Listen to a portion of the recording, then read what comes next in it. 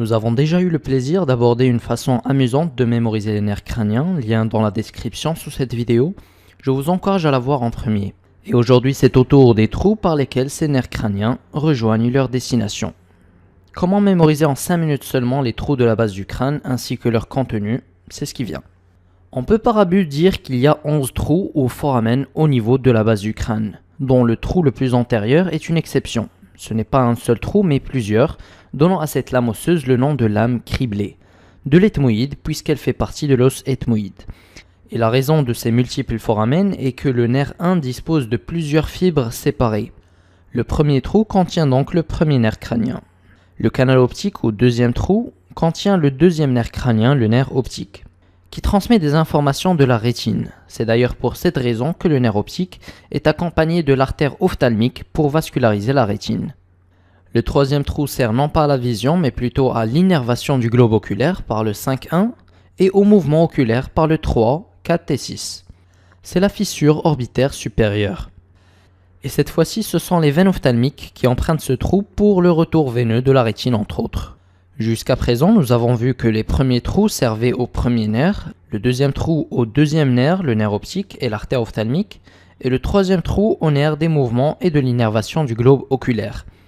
Et ce qui est intéressant, c'est que ce globe définit un rond qui nous permettra de connaître 4 autres trous. Le R pour foramen rond.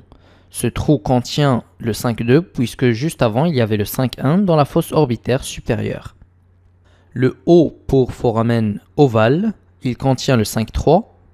Le N pour épineux, et ce N au milieu du mot nous livre un message. Sa position est moyenne et nous rappelle ainsi l'artère méningée moyenne.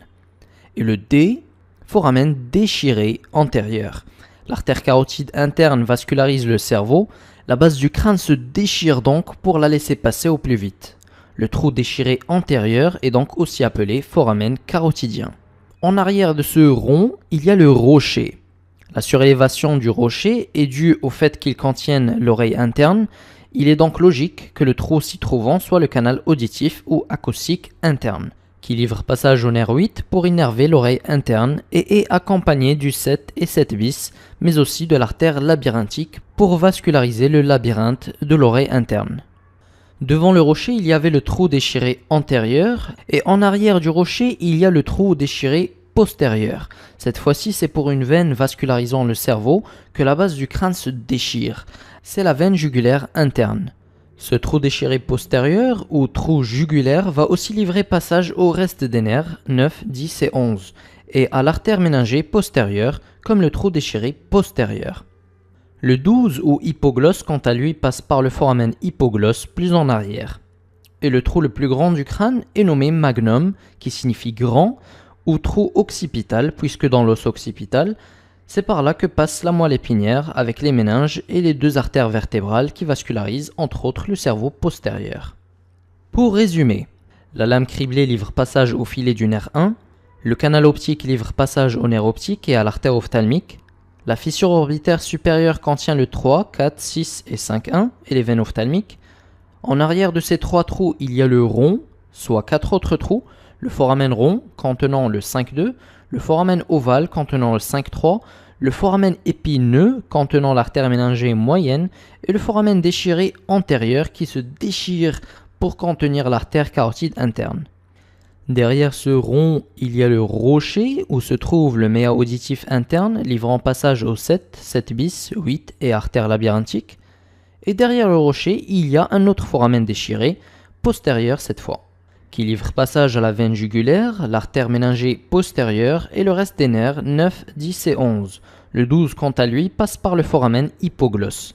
Et enfin le foramen magnum livre passage à la moelle épinière et les artères vertébrales. Donc rappelez-vous bien, il y a les 3 premiers trous, le rond pour 4 autres trous, le trou du rocher et les 3 derniers trous en arrière du rocher. Mais quel est l'intérêt de connaître ces foramen? Par exemple, si un patient perd l'odorat, anosmie donc, on pourra soupçonner une fracture de la lame criblée qui a sectionné les fibres du nerf olfactif. S'il y a des anomalies de la vision avec troubles endocriniens, on pourra par exemple penser à une tumeur de l'hypophyse qui a comprimé le chiasma optique qui relie normalement les 2 nerfs optiques, puisque l'hypophyse est postérieure au chiasma optique. L'artère méningée moyenne peut être sectionnée en cas de fracture crânienne, ce qui va résulter en une collection de sang en dehors des méninges, l'hématome extradural. En cas de paralysie faciale avec trouble de l'audition et de l'équilibre, on pensera à une fracture du rocher car comme on a vu, le canal auditif interne livre passage au nerf 7, 7 bis, 8 et artère labyrinthique. Les intérêts de connaître ces foramen sont donc multiples. J'espère que comme nous vous avez passé un agréable moment et on vous voit sur la prochaine vidéo.